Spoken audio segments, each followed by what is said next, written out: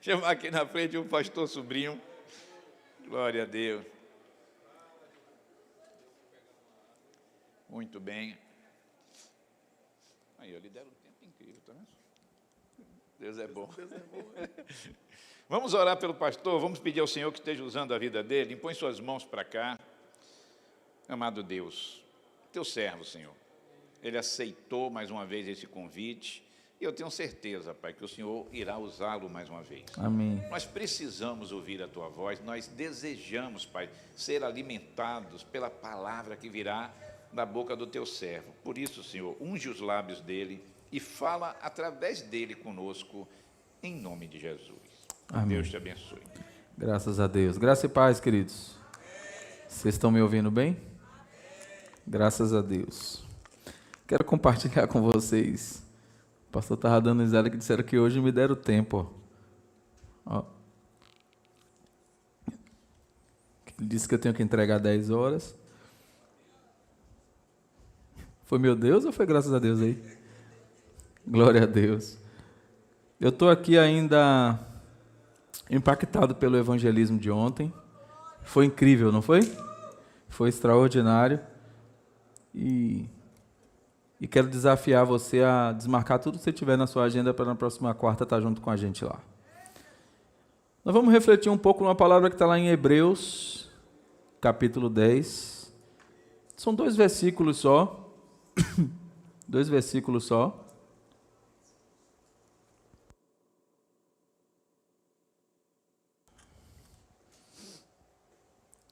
Achou? Amém? Se você achou, diga amém.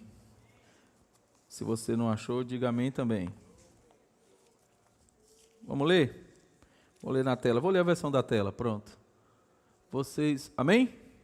Podemos ir? Vocês precisam perseverar de modo que quando tiverem feito a vontade de Deus, recebam o que Ele prometeu. Pode passar.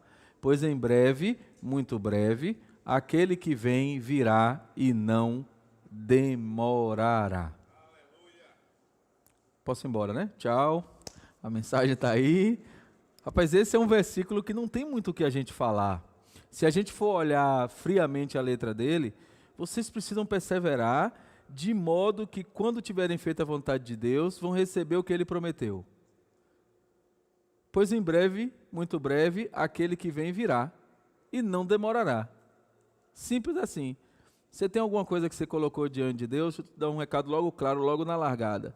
Só vai acontecer quando você tiver feito a vontade dele.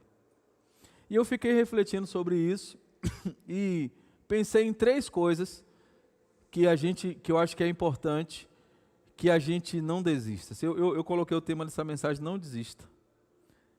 Vocês sabem que eu não sou muito bom de botar tema, mas eu boto não desista. Eu sempre digo ao pessoal lá da mídia que quando eu disser o nome, põe assim o título, Deus é incrível. Porque Deus é incrível serve para qualquer mensagem. Porque Ele é incrível e ponto. Mas se eu tivesse que dar um título a esse, como eu pedi um título, eu falei, não desista. E a gente está vivendo um tempo muito ruim, um tempo de muita dificuldade, sim ou não? Um tempo que todo dia a gente tem algo que nos inspira a desistir.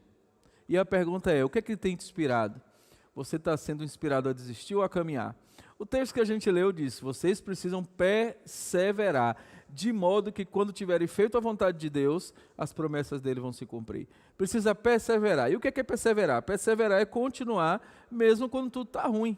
Porque continuar quando tudo está bem é uma delícia, sim ou não? Você avançar quando você pensa em algo e as coisas vão acontecendo, e o caminho vai abrindo, e vai ficando tudo lindo, e a despensa está cheia, e a conta do banco também. E eu recebo aí. E aí você vai falando, vai fazendo, e as coisas vão caminhando, e é muito simples perseverar. Eu não sei nem se a gente pode chamar de perseverar quando tudo está bem. Mas a palavra diz que a gente precisa perseverar para fazer aquilo que é a vontade de Deus, para que a promessa dele se cumpra na minha vida. Sabe que eu penso nisso todo dia? Eu recebi uma promessa de Deus incrível, 2 delas, uma já se cumpriu, a Davi, meu filho, e eu recebi uma outra, e ela não aconteceu ainda. E muitas vezes eu me peguei orando assim, Deus, o que está faltando? Qual é a minha parte nessa história? O que é que eu tenho que fazer, até baseado nesse texto, o que é que eu tenho que fazer para que a tua promessa aconteça na minha vida? Falta o quê? O que é que está fora do lugar? O que é que eu preciso colocar no lugar? O que é que eu preciso começar a fazer e o que é que eu preciso parar de fazer? Porque às vezes você tem que parar de fazer, às vezes nem começar, às vezes é parar de fazer. E ao longo dessa caminhada, Deus foi me mostrando coisas que eu tinha que abandonar, coisas que eu tinha que começar a fazer. Das coisas que eu tinha que abandonar, quase todas elas eu não queria abandonar. Não sei você, mas é ruim abandonar uma coisa que a gente quer fazer. E das coisas que eu precisava começar a fazer, quase todas elas eu achava que eu não tinha condição de fazer.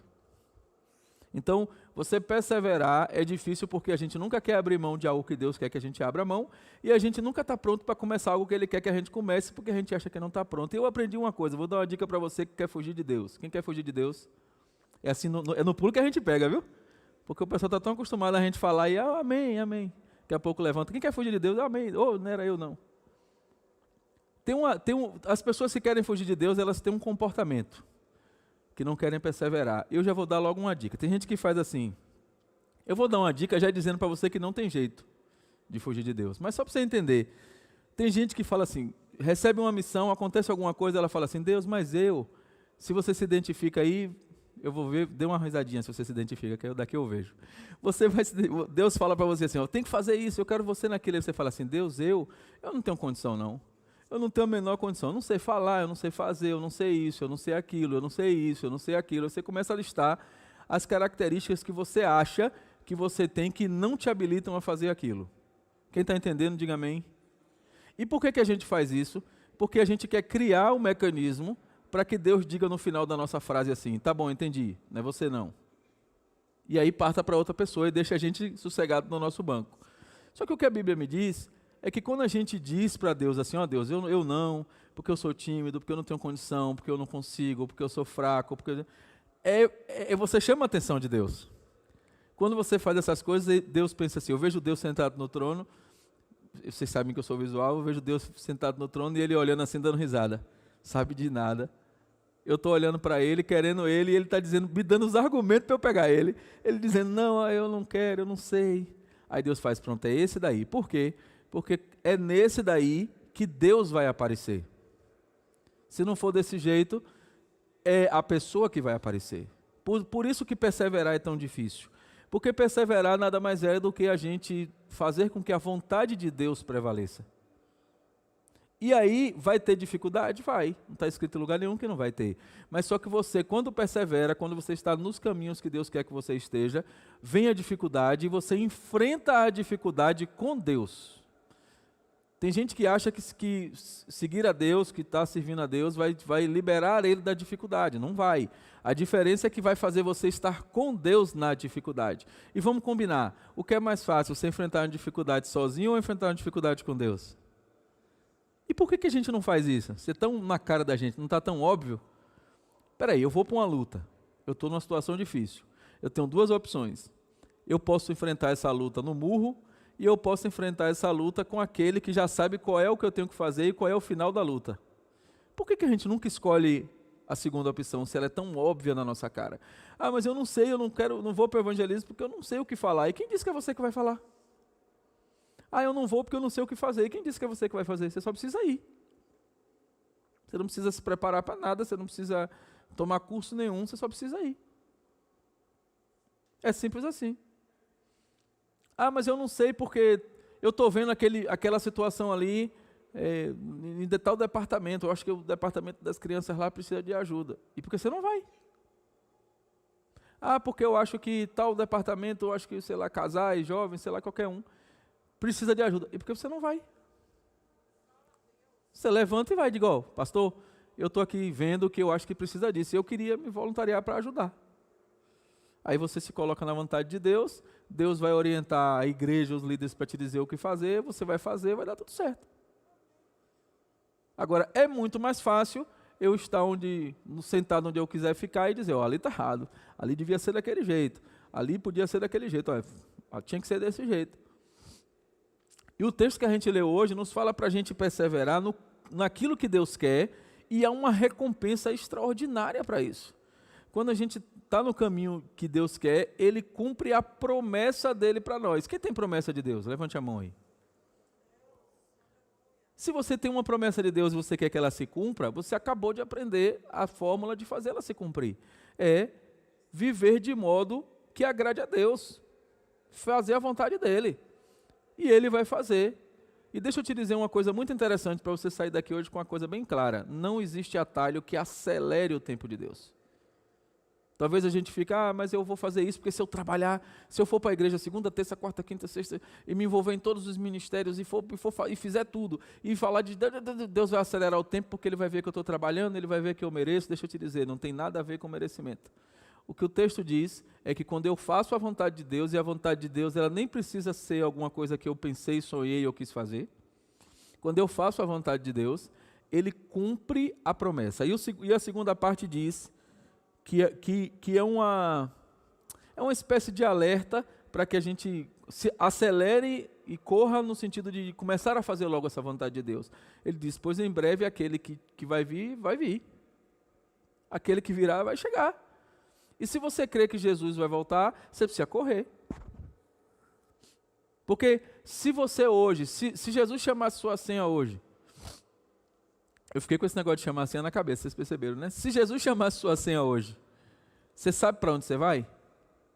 Você hoje está fazendo a vontade de Deus, não tem a ver com o que você fez até aqui, não tem a ver com quanto tempo de crente você tem, você pode ter sido um crente incrível até ontem, até hoje de manhã. A pergunta é, se Jesus chamar sua senha agora, você está pronto para ir? Você está fazendo o que Jesus quer que você faça? E aí eu queria destacar 3 pontos, rapidinho, 3 questões que eu acho que para a gente perseverar, que a gente não pode abrir mão. 3 coisas que para a gente avançar no caminho a gente não pode abrir mão. A primeira é nunca desista de orar. Orar é uma ferramenta poderosa. Orar é algo que faz a diferença. Se a gente for lá, exemplos da Bíblia, a gente tem lá Daniel, tem um texto claro de Daniel lá, que fala que ele orava 3 vezes ao dia, e aí quando o bicho pegou, quando o negócio começou a pegar, e antes de acontecer uma situação de perseguição com ele, o que é que ele fez? Ele desesperou, o que é que ele fez? Vamos ler? Se o pessoal puder colocar aí Daniel 6:10, para eu não ler da minha versão. Daniel 6:10. É um versículo muito conhecido, todo mundo já viu, já botou lá? O pessoal é ligeiro, viu? Quando Daniel soube que o decreto tinha sido publicado, que decreto era esse? Era o decreto que obrigava todo mundo a se curvar diante da imagem do governante e de Nabucodonosor. Todo mundo tinha que se curvar no momento que tocasse a trombeta, tinha um decreto que obrigava o povo a fazer isso. E aí no momento que o decreto foi publicado, ou seja, a partir daquele momento todo mundo tinha que fazer, ele foi para casa, para o seu quarto, no andar de cima, cujas janelas davam para Jerusalém, e ali fez o que costumava fazer. 3 vezes por dia, ele se ajoelhava e orava, agradecendo a Deus. O bicho está pegando, o que é que eu tenho que fazer?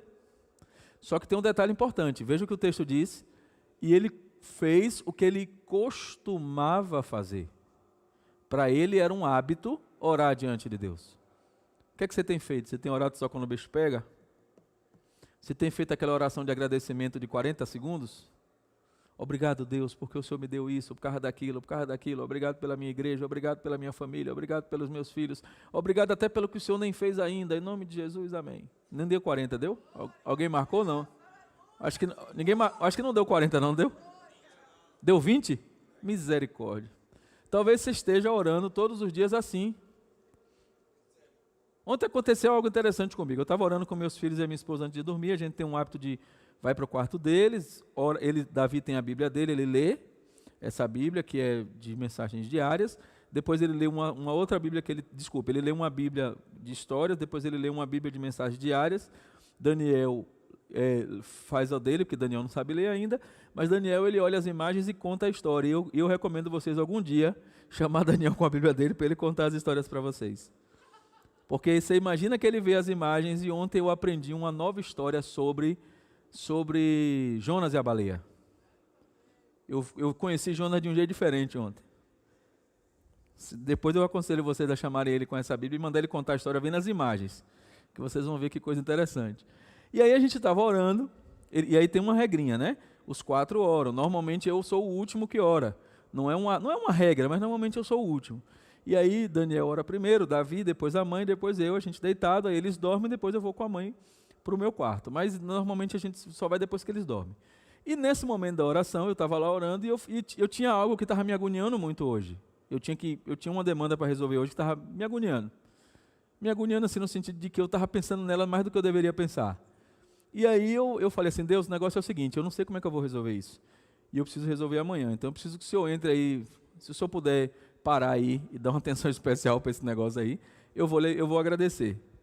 E aí eu falei, ó Deus, está em sua mão, se resolver, beleza, se não resolver também, beleza, mas eu gostaria que resolvesse, importa que o senhor saiba que eu gostaria que resolvesse.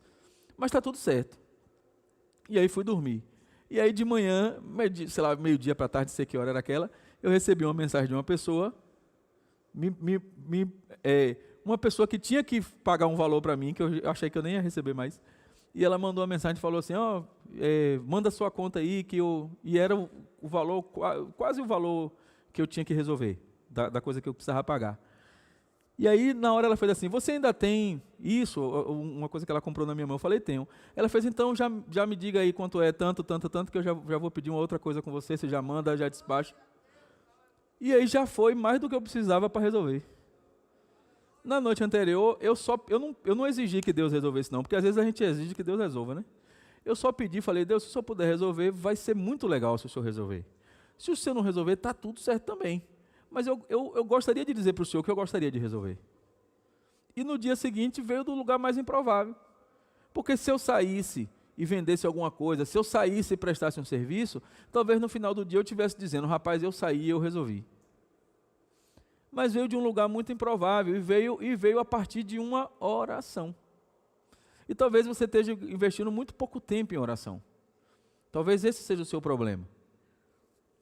Daniel também, quando ameaçado, mesmo ameaçado de ir para a cova dos leões, ele orava. O texto diz que ele fez aquilo que ele estava acostumado a fazer. Você está acostumado a orar? Para você é algo normal orar? Você vai para o secreto do seu quarto ou publicamente, não importa. Para você é normal orar? Você tem perseverado nisso? Tem sido difícil para você? Se é difícil para você, você precisa gritar para o socorro. Chega em alguém que diz assim, eu não estou conseguindo investir tempo em oração. Você consegue? Consigo. Como é que você faz? E você precisa começar a se conectar com quem está fazendo. Quando eu preciso fazer algo que eu não domino, eu me conecto com quem domina. Se alguém já venceu essa barreira, eu preciso aprender com ele ou com ela. Aliás, hoje tem oração da madrugada, meia-noite lá no YouTube. Toda quinta-feira nós fazemos, tem sido uma bênção. Quem já participou pode testemunhar. E quem participou e achou que não foi uma bênção, me diz também para eu corrigir. Mas tem sido uma bênção, e pessoas têm sido abençoadas nessa quinta-feira. E vai chegar um momento que a gente vai fazer todo dia. E vamos estar online todo dia. Vai chegar um momento que a gente vai estar aqui de tarde, como está aqui na segunda-feira, vai estar todo dia. Começou na segunda-feira, não foi, pastor? 14h? 14h. Eu estou com dificuldade de orar, não consigo orar, porque quando eu vou começar a orar, tudo me chama atenção. A televisão, o vizinho, o cachorro, o grito, o carro do ovo, passa, me desconcentra. Tudo chama a sua atenção. Venha para cá segunda-feira. Essa segunda-feira vai ser quando? Sim. Vai ser na terça. Então, nessa próxima semana, que é feriado de segunda, você vem na terça. E já aproveita porque é jejum também, né? Já emenda o jejum com a oração, vai ser a terça-feira do poder aí no final do dia. O que impede você de orar? O que é que está impedindo você de reservar um tempo? Se você entende, raciocina comigo. Vê como às vezes a gente como cristão também é burro. Eu estou me incluindo.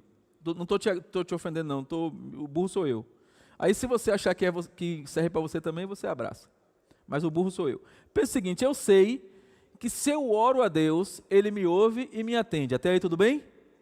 Eu sei que se eu bater na porta dele, Ele vai me atender. E eu sei, portanto, que quanto mais eu bater na porta dele, mais aumenta a minha chance dele me atender, sim ou não?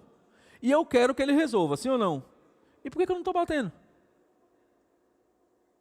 Você não fica com a sensação de burro? Porque eu fico. Eu sei que se eu buscar a Deus e se eu disser para Ele, Deus, eu não consigo resolver, não consigo perseverar nesse negócio não. Eu começo a orar e 3 minutos depois eu acho que eu já orei pelo planeta todo. Eu preciso melhorar nisso, eu preciso que o Senhor me ajude, eu preciso que o Senhor envie alguém, eu preciso que o Senhor me dê uma estratégia. Você vai pedir a Deus e Deus vai dizer, faz isso. E se eu sei que Deus responde e eu não procuro Deus, onde é que está o problema? Está comigo, uai. E às vezes a gente entende isso e entra por aqui e sai por aqui. Tem gente que vai ouvir e vai dizer, agora eu entendi. Pô, claro, eu tenho que pedir a Deus, eu tenho que orar, e de noite, quando eu chegar em casa, eu vou ajoelhar meia-noite, pastor, só vou sair 2 horas da manhã, porque hoje vai começar a mudança na minha vida. Aí chega em casa, vai ler a Bíblia deitado na cama, vou começar a ler Gênesis, aí começa a ler o primeiro versículo de Gênesis, e aí na manhã vai acordar com a Bíblia aqui assim, e limpando aqui a baba do canto e dizendo, meu Deus, onde era que eu estava mesmo? Porque quando começar a ler deitado, o sono vai pegar. E se você tem dificuldade de orar, se ajoelha, paga o preço. Ora em pé, andando pela casa, faz alguma coisa diferente do que você está fazendo até agora, porque o que você está fazendo até agora não funcionou.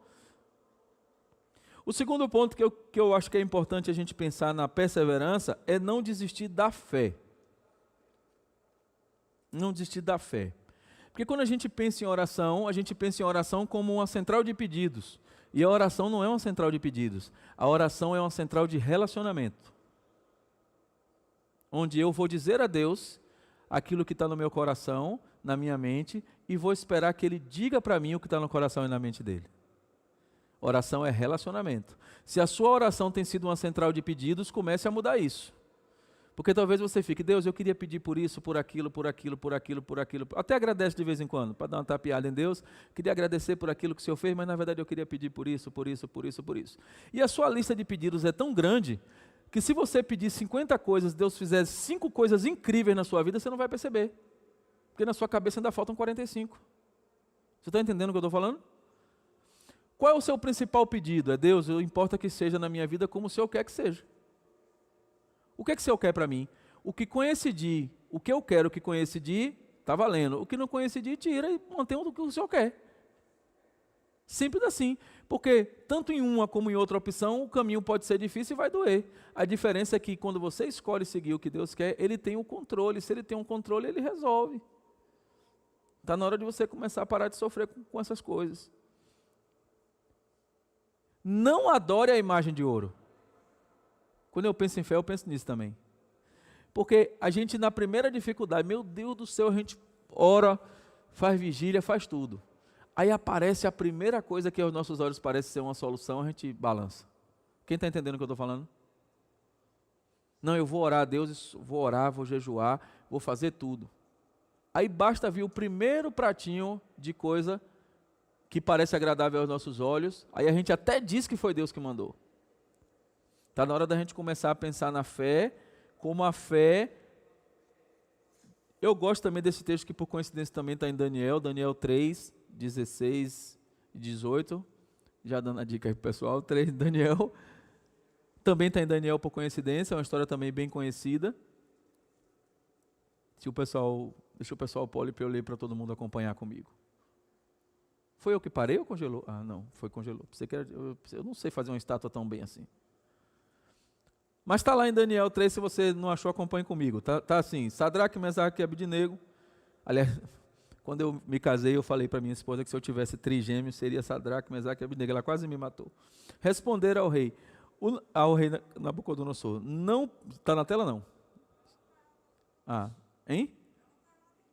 Ela está certa, claro, óbvio que ela está certa. Já pensou?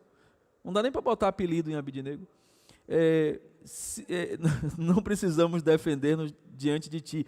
O rei ameaçou os 3, o Nabucodonosor ameaçou os 3, e eles responderam da seguinte forma: não precisamos defender-nos de ti.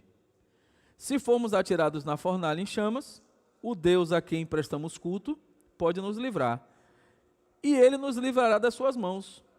Simples assim. Mas se ele não nos livrar, saiba, ó rei, que não prestaremos culto aos seus deuses, nem adoraremos a imagem de ouro que mandastes erguer. Simples assim. Você imagina o seguinte, tá eu, Sadraque, Mesaque e Abednego, eu não sei qual dos 3 eu vou ser, escolhe um aí, os outros 2 estão comigo aqui. Aí Nabucodonosor está dizendo, o negócio é o seguinte, presta atenção, eu tenho um Deus que é o cara. Esse Deus, ele resolve tudo. Ele é o Senhor da minha vida, foi Ele que constituiu tudo, é Ele que tem um controle, e não há nada que me faça sair da presença dEle. Então assim, se o Senhor me jogar na fornalha, porque aqui ele não está dizendo assim, se o Senhor me botar numa provinha, se o Senhor, se faltar dinheiro, se faltar comida, não, é assim, ó, se me jogar na fornalha, a chance de sobrevivência de alguém jogar na fornalha qual é? Zero. E o texto da Bíblia diz que os soldados que jogaram eles foram consumidos pelo fogo de tão quente que estava. Dever de casa para depois você ler. Então você imagina o seguinte, ele não está dizendo assim para Nabucodonosor, ó, se eu passar por uma prova pequenininha, não, é assim, ó, se o senhor resolver me jogar na fornalha, não tem problema, porque se Deus quiser me livrar, ele vai me livrar, se ele não quiser me livrar, ele também não vai me livrar e está tudo certo. Porque qual é o resultado final de ser jogado na fornalha? Ou Deus vai livrar, ou você vai morrer na presença dele e vai ficar com ele eternamente. É simples assim. E para o cristão deveria ser mais simples ainda. Porque essa história, se você perguntar até alguém que não é crente, o cara vai te dizer, não, eu conheço a história dos 3 lá que caíram no fogo lá e depois tinha 4. Qualquer pessoa que nem é cristão vai te dizer essa história. E se você sabe que se você for jogado na fornalha, ou Deus vai te livrar, ou Deus vai chamar ele com você para estar com ele, o que está te afligindo? Nós precisamos ser perseverantes na fé. Nós precisamos acreditar e viver essa crença de que a gente de fato confia em Deus. Você confia em Deus para resolver as suas demandas, ou você confia em Deus até onde seu olho consegue enxergar? Talvez tenha pessoas que estão aqui ou que estão acompanhando a gente online que já estão naquele nível de achar que aquela situação que ele está vivendo não tem mais jeito. E aí? Você confia que vai resolver? Você confia que se Deus não resolver, ele vai estar com você? Ou você está sofrendo diariamente com isso ao ponto de você só chorar e às vezes nem conseguir ler a palavra de tão agoniado que você está? Nós temos vivido tempos maus. Eu passei o dia hoje pensando em algumas situações, em algumas coisas. Depois eu falei, sabe de uma? Olha Deus, o Senhor tem um controle de tudo. O Senhor conhece todos os detalhes, o Senhor conhece tudo. Vai ser do jeito que o Senhor quer que seja. E do jeito que o Senhor quer que seja, tá bom para mim. Pronto. E aí eu relaxei. Relaxei. Por quê? Porque importa que a minha fé seja fortalecida, mas ela seja viva. Eu não posso falar de fé, eu não posso chegar aqui para você dizer, não tenha fé que Deus vai lhe ajudar, e você me ver batendo cabeça agoniado pelos cantos aí. Porque você vai dizer, peraí, o pastor falou de fé, falou de não sei o quê, falou de não sei o quê, eu só vejo ele agoniado, eu só vejo ele dizendo que está difícil, que as coisas estão ruins. Fortalecer a fé é, sobretudo, vivê-la. Tem que viver. Você vai me ver feliz o tempo inteiro? Não, em algum momento eu posso estar triste, posso estar zangado, posso estar abatido, mas vai durar 30 segundos. Porque na hora que eu ficar abatido, que eu me lembro de Jesus, eu me lembro do que Deus fez, eu me lembro dos caras que foram jogados na fornalha, eu falo assim, peraí, hoje aconteceu uma situação. Eu estava conversando com a minha esposa, eu nem lembro o que era o assunto. E aí a gente trouxe um assunto, que era uma situação ruim, difícil, e ela falou assim, rapaz, eu não tenho problema não. Não foi assim? Ela falou assim, eu não tenho problema não. E olha que a gente tem, viu? Aí ela falou assim, eu não tenho problema não. Na verdade eu só tenho um problema. O restante é tudo fácil de resolver. Porque diante desses problemas que estão sendo apresentados, não tem problema nenhum. Aí a gente começou a ver que talvez a gente estivesse se preocupando e se desgastando com coisa desnecessária. Eu preciso investir meu tempo no reino. Se eu trabalho para Jesus, Ele trabalha por mim. Ah, eu estou agoniado. Então comece a fazer as coisas de Deus para você ver se a agonia não para na hora. O terceiro ponto que eu gostaria que a gente refletisse, nós já falamos de não desistir de orar, de não desistir de ter fé. E o terceiro para mim é não desistir de falar de Cristo. Eu acho que o nosso desafio maior como cristão é manter esse tripé, mas do tripé talvez falar de Cristo seja a coisa que eu e você mais enrole. Mais enrole. Tem um texto lá em Atos, se o pessoal puder colocar em Atos 5. Atos 5, versículo 41. Eu li esse versículo e comecei a rir em casa sozinho. Ele diz assim, ó, os apóstolos saíram do sinédrio alegres por terem sido considerados dignos de serem humilhados por causa do nome. Rapaz, pastor, eu me senti tão envergonhado quando eu li esse versículo. Primeiro eu me senti envergonhado, depois eu comecei a rir. Porque também em Atos, no verso 29, Pedro diz que é preciso obedecer antes a Deus do que aos homens. E aí, para obedecer a Deus do que aos homens, a gente vai passar por situações que vão doer. A igreja é um organismo vivo, mas não é perfeito. Lá fora, nós temos um organismo no trabalho, em casa, a família, organismos vivos que não são perfeitos. Em algum momento vai doer. Mas isso não pode me paralisar de falar de Jesus. Porque você estando bem ou não estando bem, ele não muda. Você estando bem ou não estando bem, alguém pode ir para o inferno porque você deixou de falar de Jesus para ela. E talvez aquela pessoa só ouça você. Sabia disso? Talvez só ouça você. Na quarta-feira, ontem eu fui para o evangelismo pela primeira vez, diga amém. Não pela primeira vez na minha vida, viu? Na ação daqui da igreja. E por que ontem foi a primeira vez, sendo a 25ª semana? E aí talvez você tenha dito dentro de você mesmo, o quê? 25ª semana? Porque 25ª semana, se a gente entender que tem 4 semanas no mês, tem mês que tem 5. Mas se a gente entender que tem 4 semanas no mês, nós estamos falando aí pelo menos de 6 meses. 6 meses e 1 semana, né? E aí talvez você tenha olhado e tenha dito assim, meu Deus, a minha igreja faz um evangelismo há 6 meses e eu nunca fui, não sei nem como é. Talvez você esteja pensando nisso, não se envergonhe não. Tome vergonha ao invés de se envergonhar. Não fique envergonhado não, só tome vergonha. E aí, no domingo passado, eu acho que foi no domingo passado que eu preguei aqui também, e eu falei, assumi aqui, nesse púlpito aqui, eu assumi com a pastora, não foi? Falei, pastora, ela estava sentada lá na última cadeira. Eu falei, pastora, na quarta-feira eu vou para o evangelismo com a senhora. Quem lembra? Pronto, eu não fui na quarta-feira. Eu fui na quarta seguinte, que foi ontem. Na quarta-feira que eu disse a ela que eu ia, eu não fui. Diga amém. Diga, eu lhe perdoo. Obrigado, Jesus. E aí, naquela quarta-feira seguinte, eu não fui. Mas por que eu não fui? Porque nós tínhamos o jejum na terça, que foi feriado. O nosso jejum e a nossa oração foi transferido para a quarta. E eu que conduzi a oração aqui. Aí você vai dizer, da hora essa desculpa. Você pensou nisso, não foi? Eu sei que você pensou. Mas não é porque o evangelismo começa às 4 horas da tarde e a gente chega em casa às 9h30 da noite. Não tinha como ficar um pedaço lá, um pedaço cá. E ontem eu descobri isso. Mas por que eu falei do evangelismo quando eu estou falando de perseverar, de falar de Cristo?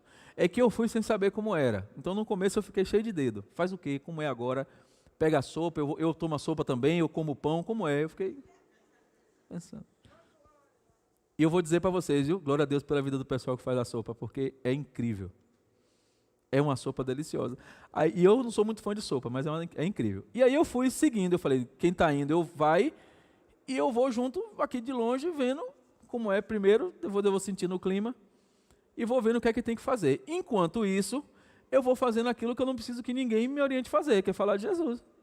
Enquanto eu entendo como é que o mecanismo funciona, eu vou falar de Jesus. Aí a gente foi para a primeira, aí daqui a pouco veio para a segunda, que foi aqui na... É aqui? É aqui, na praça aqui. Na praça aqui do B13. E aí a gente estava lá, aí daqui a pouco chegou uma pessoa, aí chegou um cara, que eu vou depois alcançar aquele cara, falar com ele. Chegou um cara, e detalhe importante, eu estava em casa, me arrumando para ir para o evangelismo, aí eu pensei, vou com qual roupa? Vou botar eu estava de bermuda, eu disse, vou botar uma calça, porque vai que o povo disse que o pastor foi de bermuda. Aí eu disse assim, ó Deus, e aí o que é que eu faço? Aí Deus faz assim, vai de bermuda. Aí eu falei, como assim Deus? Vai de bermuda. Aí eu fui falar com a minha esposa, porque Deus tinha me convencido, eu precisava convencer ela, né? Quem é marido, diga amém. Aí eu fui falar com ela assim, ó, eu vou de bermuda para o evangelismo. E fiquei esperando ela dizer, não, vai não, vai não. Aí eu falei, ó, Deus falou que era para eu ir de bermuda. Ela, se Deus falou, vai de bermuda. Aí eu falei, tem que ter um propósito de eu ir de bermuda, não é possível. Porque eu saí de casa agoniado com o que as pessoas iam achar. Você está entendendo o que eu estou falando? Eu vou de bermuda, o povo vai dizer, como é que aquele rapaz é o pastor de bermuda? Vai para o inferno. Aí eu pensei, Deus mandou eu de bermuda, tem um propósito. Aí eu fui. Quando eu chego nesse lugar, o primeiro cara que chega de quê? De bermuda. Aí eu falei, estou entendendo.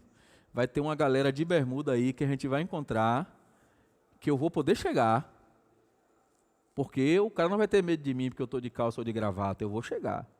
Só que esse cara chegou, e ele chegou parecendo ter um profundo conhecimento da Bíblia, né? Só que ele falava da Bíblia, ele falava porque Deus, porque isso, porque aquilo, porque aquilo, porque aquilo, porque aquilo, todo torto.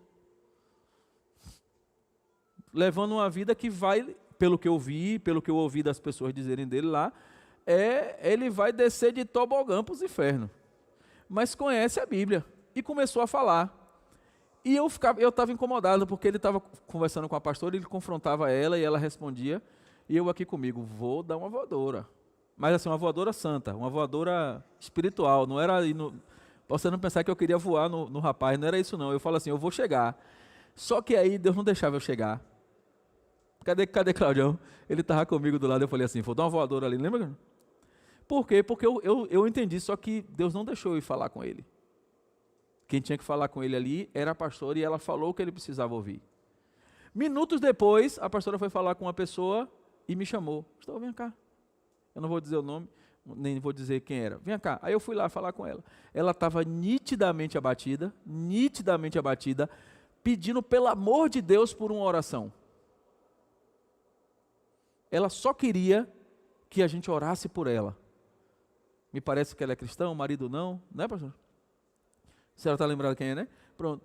E ela só queria uma oração. E enquanto a gente orava por ela, a gente percebia que ela estava vendo uma transformação, ela estava se alegrando. Aí chegou um cliente na loja que ela estava. E eu falei, pode chegar, que a oração não faz mal não, pode chegar. Aí ele todo... Ali era um desviado, estava com medo da oração, eu pensei logo, ali está devendo. Aí ele, com medo dali e tal, aí daqui a pouco, quando a pastora falou amém, ele, eu recebo! Na porta da loja.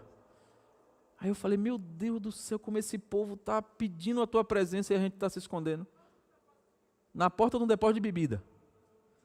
E eu falei, meu Deus, o povo está pedindo que a gente fale do Senhor, pedindo oração e a gente está se escondendo, inventando desculpa. Aí a gente saiu de lá, fomos para um terceiro ponto. Desculpe, no segundo ponto aqui da pracinha, a pastora fez assim, pastor, traga uma palavra. Parecia que eu acho que era a pessoa que eu tinha me preparado em casa, não é possível. Aí ela fez assim, pastor, traga uma palavra aí para o pessoal. Aí eu falei, Deus, importa que o Senhor fale, que não seja eu, porque eu achei que eu só vinha carregar sopa e entregar pão. O Senhor está mandando eu ficar falando do Senhor o tempo todo, está ruim esse negócio, como é esse negócio aí? E aí Deus começou a me mostrar o que é que eu tinha que falar para aquelas pessoas, e daqui a pouco veio um sorriso, daqui a pouco veio um outro sorriso, daqui a pouco elas estavam prestando atenção, e daqui a pouco Deus, craco, no coração. Nós fomos para o terceiro ponto, nós fomos para o quarto ponto, para o quinto ponto, e 6 pontos, não foi que nós fomos? Em cada lugar, qualquer um de nós que estava lá, tem uma experiência para contar de como Deus usou de jeitos diferentes, com ferramentas diferentes, para falar do mesmo amor. Ah, mas eu nunca fui para evangelismo, eu não sei o que é que eu faço para ir. É bem simples. Você levanta da cadeira onde você está, chega aqui 4 horas da tarde e diz assim, eu quero ir, pronto. E aí ou você vai com um grupo ou vai com outro, e chega lá, você vai falar de Jesus e vai ajudar a servir sopa, entregar pão e café. Quem acha que consegue fazer isso? Levanta a mão. Eu consigo servir uma sopa, entregar um pão e um café e consigo falar de Jesus. É só isso. Ah, mas eu vou falar o quê? Não sei, você precisa estar lá. Eu vou falar com quem? Não sei, Deus vai mostrar com quem você vai falar, você só precisa ir. Agora em casa, você não vai fazer nada. Você precisa ir. E a gente precisa fortalecer e perseverar em falar de... E onde é que está para mim o problema principal? Porque a gente leu que os apóstolos saíam felizes porque eram humilhados em nome de Jesus. Se você não está indo para o evangelismo, não está falando de Jesus, com medo do que as pessoas vão dizer que você, está tudo errado. Porque não me importa o que elas vão dizer de mim. Importa se eu vou falar para elas de Jesus ou não. Importa se a mensagem vai chegar nelas. Aí ela vai dizer, mas eu conheço você. Outro dia eu vi você fazendo besteira não sei aonde. Isso lhe causou mal? Me perdoe. Mas daquele dia para cá, eu pedi perdão a Deus e Deus ajustou algo na minha vida e eu não faço mais. E aquilo que eu fiz, que você está jogando na minha cara agora, eu estou dizendo a você que se você conhecer Jesus, ninguém vai jogar mais nada na sua. E aí, você quer continuar com as pessoas jogando coisas na sua cara ou você quer ter uma vida nova? Ah, mas eu não sei o que dizer. Não importa, você só precisa ir. O Espírito Santo de Deus, que vai à frente do trabalho de evangelismo, vai te dizer o que fazer. E às vezes você nem precisa falar. Eu vi situações que um abraço resolveu. A pessoa estava lá triste, abatida, vem cá. Abraçar? Vou te abraçar como Jesus te abraçaria. Posso? Posso. Aí, abraçou, daqui a pouco a pessoa abraçava mais forte, quase o tempo que quebrar as costelas da gente. E aí daqui a pouco, aí, quando a gente fingia que ia fazer assim para soltar o abraço, a pessoa abraçava mais, porque talvez aquele fosse o único abraço que ela teve ou teria naquela semana. Nós precisamos perseverar de falar de Jesus. Em 2 Timóteo 4 diz assim, nós também temos o desejo de pregar a palavra a tempo e fora de tempo. A tempo e fora de tempo. Nós precisamos estar preparados. Você sabe por que eu não tenho receio quando eu sou convocado para pregar? Porque no pior cenário, se naquele dia o Espírito Santo disser, não vou te dizer nada, eu prego sobre o que eu li de manhã. A pergunta é, você leu hoje de manhã? Talvez você esteja com medo de pregar e de falar de Jesus, porque você não sabe o que dizer dele. Amém? Falou com alguém aí, não falou? Talvez você esteja com medo de ir para a rua e chegar lá e ficar, não, porque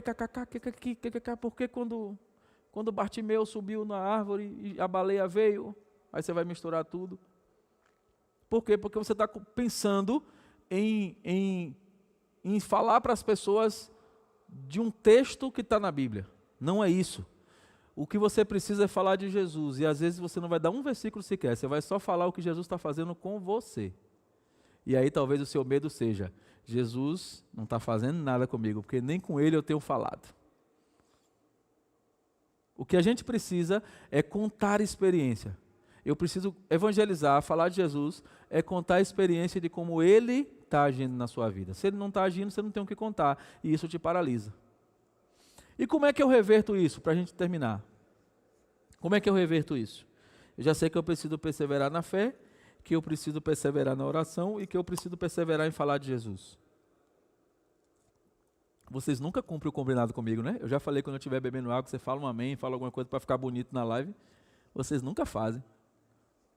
Na hora que eu estiver bebendo água, você fala, glória a Deus, não sei o que e tal. Aí, porque senão fica um silêncio absoluto na live. O que a gente precisa fazer? Se eu preciso perseverar na oração, eu preciso perseverar na fé, e preciso perseverar em falar, eu preciso começar a agir. Ora, eu preciso melhorar a minha oração, não no sentido da qualidade da oração, mas no sentido do tempo que eu invisto nela. A pastora foi lá em casa antes do evangelismo, e eu falei assim, Daniel, ora pela pastora aí no evangelismo. Daniel é uma benção. Ora aí, a pastora estava assim, ele botou a mão e fez assim, Senhor, que o evangelismo seja legal, amém. Não foi assim? E eu aprendi, a partir da minha experiência com Davi, que eu preciso dizer a Deus aquilo que eu quero mesmo. E deixa eu dizer para vocês, foi muito legal. E o que ele fez foi, Deus, que o evangelismo seja legal, amém. Não pediu para proteger a gente, não pediu para livrar de nada, ele disse assim, que seja legal, e foi. Então o que a gente precisa fazer para começar a orar? Agir. Eu preciso vir aqui na segunda-feira, eu preciso começar a andar com pessoas que têm experiência de oração, eu preciso começar a fazer diferente do jeito que eu estou fazendo, porque fazendo igual eu não conseguirei ter resultados diferentes. Como é que eu vou perseverar na fé? Eu preciso começar a entregar mais, abrir mão, entregar mais. Deus, toma conta disso aqui, entregar e não ficar choramingando porque eu entreguei. Eu preciso ter fé, e se ele fizer, amém, se ele não fizer, amém, importa que eu esteja na presença dele. E eu preciso, para falar dele mais, eu preciso agir, eu preciso começar a falar, começa a treinar no espelho, se for o caso. Mas você precisa primeiro começar a ler, para você entender, para você conhecer desse Jesus. Isso vai fazer com que você tenha experiências com ele, e é sobre essas experiências que você vai falar. Eu tinha dificuldade financeira, ele me abençoou, eu usava droga e parei de usar, eu era insuportável com meu marido, com minha esposa e agora não sou mais, eu enchi o saco das pessoas, agora não encho mais, eu era fofoqueiro, agora não sou mais. Quem recebeu, diga amém. Eu fazia tal coisa errada, eu era insuportável com as pessoas, eu maltratava e eu não faço mais. Tem coisas que eu fazia que me afastavam da presença de Deus que eu não faço mais, porque ele mudou a minha história. E a pessoa vai te perguntar assim, como é que ele mudou? Eu digo, ele mudou porque ele conhece, antes de eu nascer, ele já me conhecia, ele já sabe quem sou eu, ele já sabe quando eu fico de birra, ele já sabe quando eu fico naqueles dias insuportáveis, ele já sabe de tudo. E como ele me ama, naquele dia, ele cuida de mim de um jeito especial. Você não tem um dia que você fica insuportável, a pessoa vai dizer, tem. Você não tem um dia que você passa dificuldade? Tem. E que tal nesse dia Jesus tomar conta? Rapaz, é mesmo. Você está cansado de passar dificuldade? Então, você quer que Jesus mude essa história? Então deixa ele cuidar. Eu também tinha essa dificuldade. E aí eu deixei e ele entrou e mudou a minha história. Quantos versículos eu falei? Nenhum. Você precisa começar a falar dessas pessoas, dessa experiência real de Jesus. O que te impede de falar de Jesus? O que te impede de aumentar a sua fé? O que te impede de aumentar a sua oração? Seu tempo de oração? O pessoal do louvor pode vir.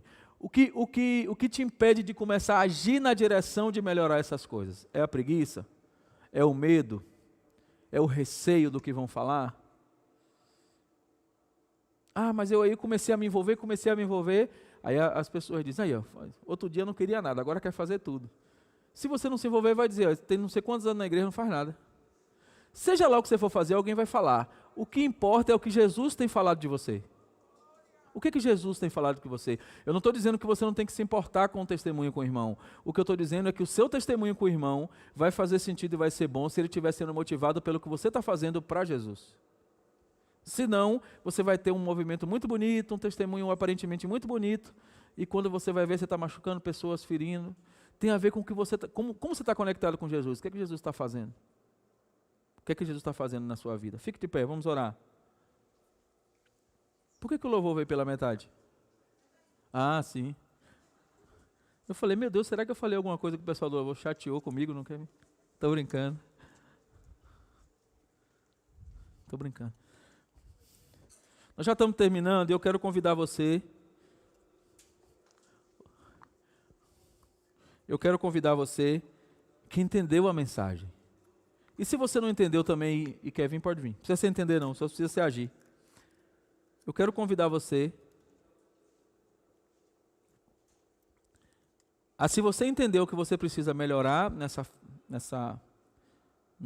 em oração, em fé e em falar de Jesus, se isso tem travado você, se isso tem sido um problema na sua fé, se isso tem feito com que você se sentisse menor. Tem gente que se sente menor, sabia? Tem gente que se sente abatido porque está na igreja, não vai para o evangelismo, não consegue fazer, ou não se envolve com algum departamento, ou não faz alguma coisa. Tem gente que se sente menor porque acha que Jesus não usa essa pessoa porque ela não está conseguindo fazer aquilo que ela queria fazer. Deixa eu te dizer um negócio. Deus tem um plano incrível para você. E importa que você queira ser ferramenta nesse plano. E se você disser, Jesus, eu não sei como fazer. Jesus, eu não sei como fazer, mas o Senhor sabe. E eu quero dizer para o Senhor que não importa que seja do meu jeito, mas que seja do jeito que o Senhor quer que eu faça. E eu estou hoje perdendo medo. Hoje eu estou perdendo medo. Hoje eu estou deixando de enrolar o Senhor e a mim mesmo. E hoje eu estou começando a me movimentar no sentido de avançar nas trincheiras do seu exército. Eu quero hoje fazer diferente, eu quero a partir de amanhã fazer diferente. Se você quer fazer isso, venha cá na frente, nós vamos orar por você. É do teu santo nome que nós te rendemos graças. Amém. Louvado seja Deus. Aleluia.